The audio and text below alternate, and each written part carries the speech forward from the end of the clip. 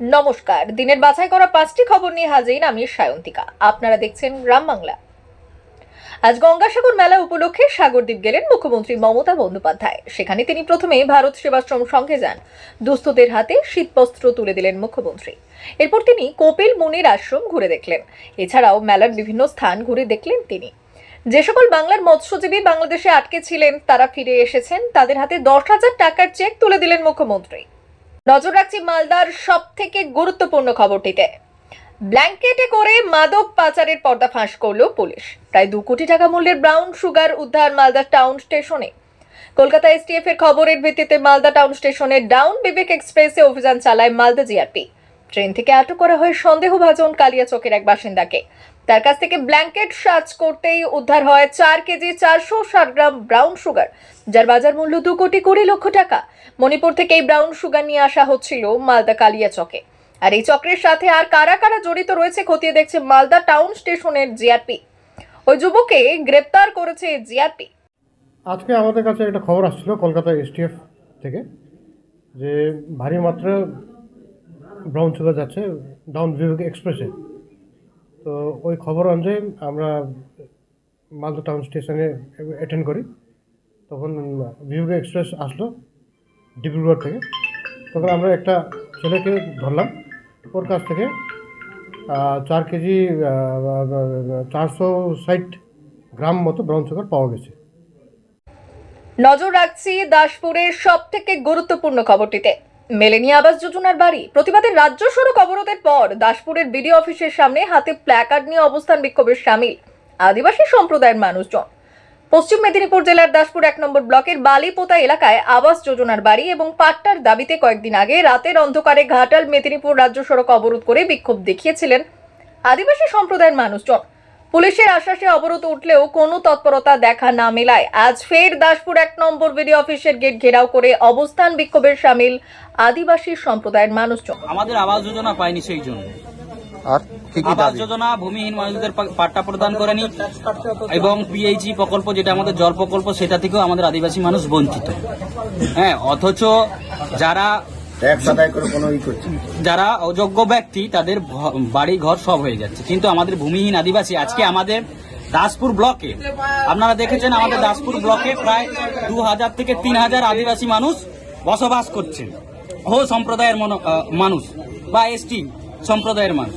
কিন্তু আপনারা যদি সার্ভে করে দেখেন বা আপনারা যদি দেখেন সার্ভে করে আমাদের ম্যাক্সিমাম মানুষ কতজন পেয়েছে প্রত্যেকটা আমাদের পোস্তঙ্কা আপনার 3-2 অঞ্চলের পোস্তঙ্কার জিপিতে মানে বুথে একটা আদিবাসী মানুষ আবাস যোজনার আওতায় নেই।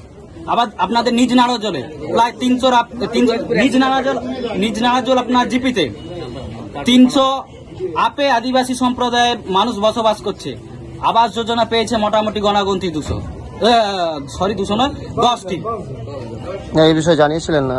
হ্যাঁ, আমরা এই বিষয়ে অনেকবার বিডিও সাহেবকে এবং বিএলআর সাহেবকে জানিয়েছি। বিডিও সাহেব বলছে আপনাদের পাট্টা নেই, সেই জন্য আপনারা আবাস যোজনার বাড়ি পাচ্ছেন। এটা কি যুক্ত কথা বললেন উনি? আমাদের যদি পাট্টা যদি না থাকে তাহলে আমাদের অঞ্চলের ট্যাক্স আমরা বছরের পর বছর অঞ্চলে আমরা ট্যাক্স দিচ্ছি। আমরা সরকারকে ট্যাক্স দিচ্ছি, ইলেকট্রিক বিল দিচ্ছি। যখন গভর্নমেন্টের বড় প্রকল্প আসছে আবাস যোজনার মতো প্রকল্প, সেখানে বলছে আপনারা পাওয়ার যোগ্য নয়। আসানসোলের একটি গুরুত্বপূর্ণ খবরের দিকে নজর রাখছি। রেলের উচ্ছেদের অভিযানে বাধা দেওয়ার অভিযোগ উঠল তৃণমূলের বিরুদ্ধে। আর এই ঘটনাকে ঘিরে তুমুল উত্তেজনা আসানসোল পুর নিগমের 66 এবং 68 নম্বর ওয়ার্ডের কুলটি বিধানসভার বালিতড়িয়ার ঘটনা। সোমবার রেল প্রশাসন বালিতড়িয়া এলাকায় জবরদখলকারীদের উচ্ছেদ অভিযান করতে যায়। খবর পেয়ে ঘটনাস্থলে কুলটি ব্লক তৃণমূল কংগ্রেস নেতৃত্বরা পৌঁছয়। আসেন আসানসোল পৌর নিগমের মেয়র পরিষদ সদস্য ইন্দ্রাণী মিশ্র। অভিযোগ, রেল উচ্ছেদ করতে গেলে বাধা দেয় তৃণমূল নেতৃত্ব এবং স্থানীয়রা বিক্ষোভ দেখায়। এই ঘটনায় এলাকায় তুমুল উত্তেজনা ছড়িয়েছে। আমরা কথা বললাম এখানে যারা অফিসার আছে তাদের সাথে, আপাতত কাজটা বন্ধ রাখছে তারা এবং ডিআরএম সাহেবের সাথে কথা বলেছে। আমাদের উচ্চ নেতৃত্ব কথা বলবেন এবং আমাদের যেটা দাবি আমরা সেটাতে অনড়। এখানে যারা রয়েছে, যটা ফ্যামিলি রয়েছে, আমরা তাদের পুনর্বাসন চাই। পশ্চিমবাংলায় 9 জায়গায় রেলের প্রজেক্ট বন্ধ আছে।